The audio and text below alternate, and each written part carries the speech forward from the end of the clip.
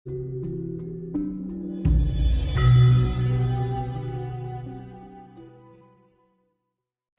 teratasi seluruh masalah-masalah ekonominya. Nah, itu kan hal itu kan terjadi sejak adanya terjadi kasus COVID ya, Pak. Dari kejadian virus COVID itu kan banyak orang yang kolap, ya kan? Dari usaha itu sebenarnya kan bukan sesuatu yang kebetulan, tetapi memang itu cara alam semesta untuk mengembalikan kesadaran manusia secara kolektif, ya kan? Karena gini, Pak,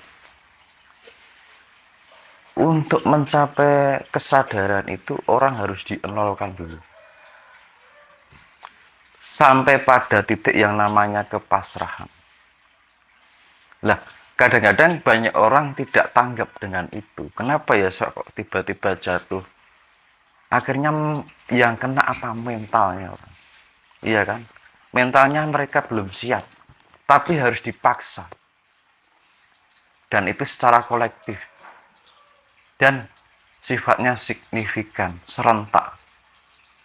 Dalam waktu yang cepat sekali, drastis gitu kan. Dan itu tidak hanya kejadian itu tidak hanya sedikit orang, tapi banyak orang. Banyak mengalami hal seperti itu. Pengusaha yang dulunya nggak berpikir tentang spiritual, gara-gara jatuh akhirnya berpikir tentang itu. Nah ini kan sebagian alam itu menggiring untuk banyak manusia ini untuk mencapai yang namanya sebuah kesadaran. Loh, karena gini, cara untuk mencapai kesadaran itu orang harus benar-benar mengalami keadaan nol. Saya kembalikan tadi angka nol tadi. Karena apa? Ketika kita merasakan kenikmatan di dalam sebuah kepasrahan, disitulah letak yang namanya damai. Nah, ketika kita bisa mencapai dalam kondisi, posisi kita dalam sebuah kedamaian itu, justru dari situlah orang akan melangkahkan kakinya pada awal sebuah keberuntungan. Dan keberuntungan itu sudah tidak termencet bahwa segala sesuatunya dari materi. Tapi keberuntungan yang sifatnya, ya itu tadi, kedamaian kan sebuah keberuntungan, Pak. Karena masalah damai itu bukan soal kaya atau miskin. Orang miskin pun bisa damai. Tetapi orang kaya belum tentu bisa hidupnya damai. Ya kan? Pikirannya liar. Harus mencari arah kemana untuk mencari duit. Ibaratnya seperti itu. Tetapi kalau orang sederhana, walaupun sederhana, tapi mereka tetap menikmati kedamaian itu. Maka ini sebenarnya ajaran dari Eyang Semar. Kalau di dalam pewayangan, begagek ugek satu lito hembel-hembel. Kita menjalani kehidupan ini sakmadione, ya kan? Seapa adanya. Kita menerima banyak dan sedikit dari apa yang kita terima. Ya segitu kita merasakan damai. Karena ini kembali pada ajaran Jawa sebenarnya. Mengembalikan pengetahuan-pengetahuan keluhuran tanah Jawa. Yaitu nrimo ing pantun. Gitu. Karena kehidupan sekarang itu memang liar. Kalau alam tidak membatasi dengan cara itu akan menjerumuskan manusia pada yang namanya kehancuran. Peleburan. Kan kasihan itu malah. Maka beruntunglah ketika orang yang jatuh dalam keadaan itu dan mereka mulai tersadarkan dan berusaha belajar tentang spiritualitas, itu suatu keberuntungan. Itu orang yang terpilih. Justru orang yang tidak terarahkan di situ malah kasihan. Karena di suatu saat nanti alam akan melakukan sesuatu yang namanya penyembuhan. Bukan bencana. Jadi kayak tsunami, gempa, likuifaksi, apapun kejadian alam ini bukan bencana. Tapi itu reaksi alam. Reaksi alam untuk mencapai pada keseimbangan atau penyembuhan. Dan saya mengatakan ini tsunami, ini bukan bencana. Ini ada banjir, itu bukan bencana. Itu reaksi alam. Itu cara alam menunjukkan ya Iya, bahwa terjadi sesuatu yang memang tidak seimbang berarti. iya. Itu karena siapa? Karena manusia kan. Justru yang menjadi bencana itu ketika manusia ini pikirannya liar. Tidak terkontrol. Makanya perlunya spiritualitas itu untuk menjaga itu agar tidak liar. Makanya ada istilah wong urip yo aja wong sak karepe dhewe. Jangan seenaknya sendiri. Orang kalau sudah seenaknya sendiri, nah ini akan menuju pada suatu kehancuran. Dan kehancuran yang dilakukan itu akan kembali pada dirinya. Karena saya kembalikan tadi, hidup itu adalah mempersembahkan. Apa yang kita persembahkan, ya itu akan kita terima. Ya, kalau pada tataran keadaan seseorang yang mungkin ekonominya sedang tidak baik-baik saja, tentunya itu suatu hal yang mungkin berat bagi mereka. Oh, kalau kamu enak, uang ada, aset ada, mau apa ada, mudah untuk. Sedangkan aku mau gini aja susah, makan susah. Jangankan mikir mau apa, sembahyang mau apa, makan sendiri aja masih kurang-kurang gitu. Nah, Nah, saya ingin mungkin Mas Dinas memberikan penjelasan step by step cara untuk bisa memperoleh apa ya seseorang yang lagi jatuh itu agar polling. tidak stres tentunya kan ya.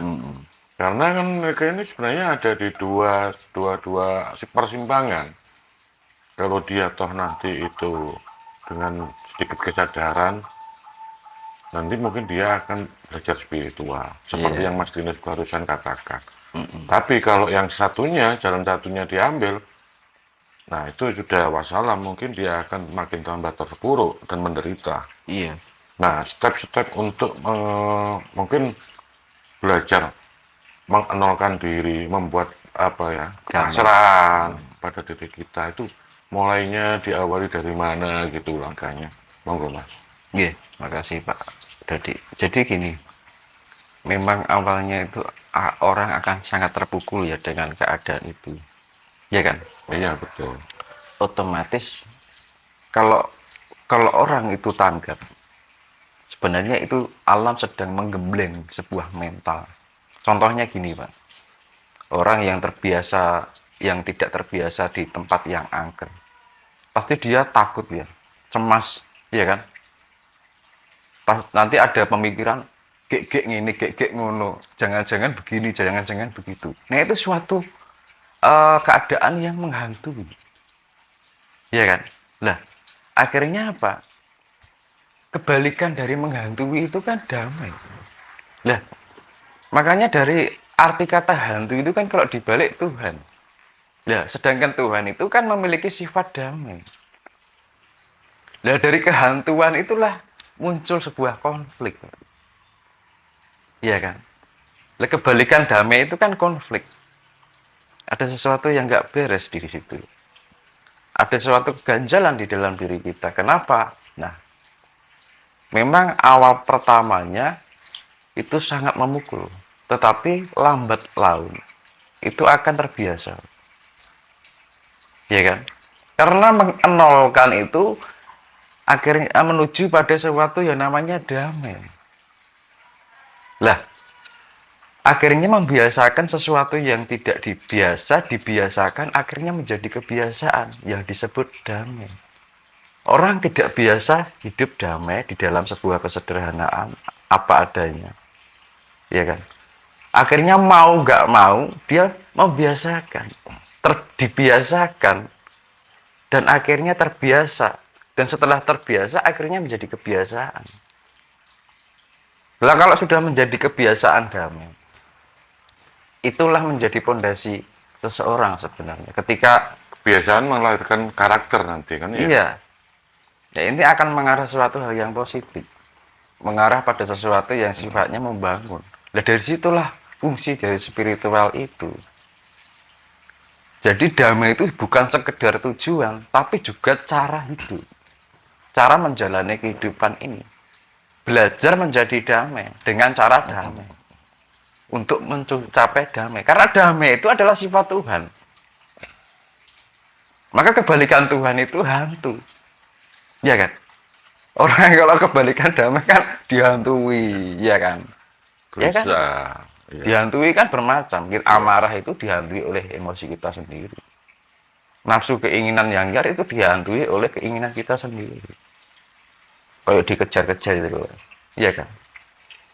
Tapi kalau dibalik Tuhan, Tuhan itu sifatnya damai. Maka dimanapun, di situ ada di surga, disitulah tempat di mana Tuhan singgah. Ya kan? Dan dari situlah tempat yang disebut kedamaian. Maka damai itu kekal. Tapi ini damai yang sejati loh, bukan yang orang pura-pura damai loh. Kan gitu, bukan kedamaian yang sifatnya sesaat. Tapi kedamaian yang benar-benar sudah menyatu, sudah menjadi kebiasaan itu tadi. Makanya damai itu harus, caranya itu ya harus dibiasakan hingga terbiasa sampai menjadi kebiasaan. Kalau sudah menjadi kebiasaan itu kan membentuk sebuah karakter. Nah, sebenarnya tujuannya sama. Dari sekian si A si B sampai berapa ribu orang ditujukan ke arah situ aja. Pada akhirnya ditujukan pada Tuhan. Nah, dari ketika orang menemukan Tuhan dengan jalan damai itu, seseorang akan menemukan dirinya yang sejati. Orang akan menemukan identitasnya dia sebagai manifestasi dari Sang Pencipta. Karena selama ini jati diri manusia itu terpenjara. Terpenjara oleh apa? Nafsu dan emosi.